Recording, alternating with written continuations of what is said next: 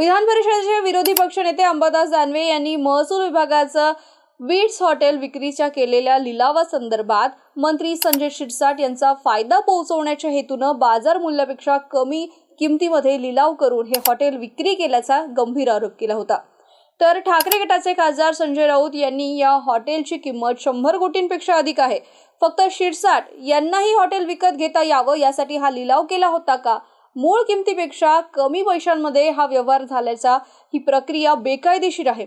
या महोदयांकडे इतके पैसे कुठून आले असा सवाल उपस्थित केला।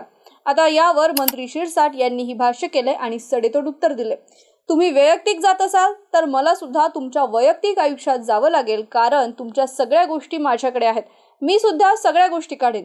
संजय राऊत, लक्षात ठेवा, मी थोडा चक्रम माणूस आहे। घरात आग लावायला मी कमी करणार नाही।